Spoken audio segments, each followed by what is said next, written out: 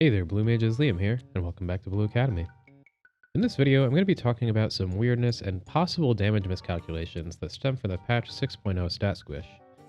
If you're just here to figure out why you're dying to Mortal Revolution in A4S, I'll save you some time and tell you that what you need to do is get Gobskin, Bad Breath, and Devour, and use them right before the 4th Mortal Revolution actually goes off. Now before I get into the actual weirdness, I want to talk about what the stat squish actually means. From a basic level, the stat squish essentially means that all numbers are lower, but they're all proportional. So I've seen on a lot of comments on my videos and in some various discords, people are saying things like, wow, my numbers are so much lower than before, this game got a lot harder. But to be perfectly honest, those people are just wrong. Values did all get smaller, but they all got reduced proportionally. So while it may look like you're doing about half the damage you did before, enemies also have half the health. Most of the perceived difficulty from early Endwalker roulettes and such can actually just be attributed to people picking up new jobs that they have no idea how to play, and a lot of returners coming back to the game and relearning how to play. However, there is at least one edge case that I'm aware of, and it's very relevant to us as Blue Mages. Since Endwalker launched, some people have been asking if it's normal to be dying to Mortal Revolution, which is Manipulator's phase transition AoE. Before Endwalker, I would have said no, unless you had people dying to the Carnage ability and giving Manipulator a damage up buff. However, more and more people were bringing this up when it was never a problem before, so I started looking into it more closely. One group was kind enough to let me watch their runs as they were trying to clear, and it demonstrated that something really is messed up with Manipulator's Mortal Revolution damage. So big thanks to the group here in this video, I appreciate it. Before Endwalker, it was hitting for about 15,000 damage unmitigated, but we had about 22,000 HP with food.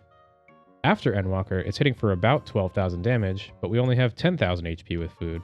So the damage wasn't actually decreased proportionally. What the heck is actually going on here?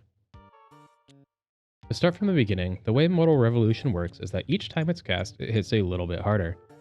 I went in and I tested a bunch, and the damage I took from each hit was about 4,500, 7,000, 9,500, and then 12,000.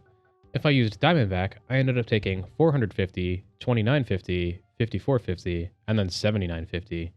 So why would Diamondback, an ability that reduces damage taken by 90%, only really affect the first hit? To understand this, we need to know what dark damage is. In Final Fantasy XIV, we have physical damage, magic damage, and something else that's called dark damage. Physical is affected by things like strength and dexterity and is reduced by physical defense. Magical is affected by things like intelligence and mind and is reduced by magical defense. Dark damage ignores all defense and is not increased by stats. This means it cannot be reduced by things like Addle, Feint, and Heart of Light, but it can be reduced with flat damage reduction like Bad Breath and Reprisal. Additionally, self-mitigation like Diamondback does not actually reduce dark damage. The weird thing about Mortal Revolution is that it seems like the damage follows the function 4,500 plus 2,500 times n-1, where n is the nth Mortal Revolution being cast. For example, on the 3rd Mortal Revolution, we will take 4,500 plus 2 times 2,500 damage for a total of 9,500 damage. It seems like the base 4,500 can be reduced by things like Diamondback, such as when we took 450 using it, but the extra damage cannot be mitigated. When I was doing this testing, I actually saw that someone got nearly identical results from their own testing, so I'm pretty confident that this is actually the case. If we compare this to our pre-Endwalker damage, it seems like the base 4,500 damage got reduced with the stat squish, but the additional unmitigatable dark damage did not. This effectively means that we now have a ton of extra damage that cannot be mitigated. The good news is that we can actually solve this problem. Now we could use Diamondback, but that will only reduce the damage from the base 4,500 damage, which means the 4th Mortal Revolution will still hit for just under 8,000 damage, which is still a really big chunk of our health. Diamondback and Angel Snack might be okay to survive, but then we also lose a lot of DPS uptime, which can make skipping Royal Pentacle a bit more difficult, and really doing that makes the fight a lot easier. Luckily, there is a better way to handle this. In order to deal with dark damage, we need to reduce the damage the target does with flat damage reduction and increase our own effective HP pool. The tools we have available for this are Bad Breath, Gobskin, Devour, and Tinctures of Vitality. Our base HP with food is about 10,000. Tinctures bring that up to about 11,000. Devour brings our HP up to about 12,000. and then using both of these together brings it up to about 13,000. If we slap a gobskin on top of that, we have about 15,000 effective HP. Bad Breath will reduce the damage that Manipulator does by about 10%, but I haven't actually been able to verify if that affects all damage or just the base damage. At any rate, most tanks will be taking Bad Breath anyway, and it's still at least about a 500 damage reduction, even if it only affects the base damage. So if we use Gobskin, Devour, and Bad Breath together, that is enough for us to survive the 4th Mortal Revolution, as we can see here.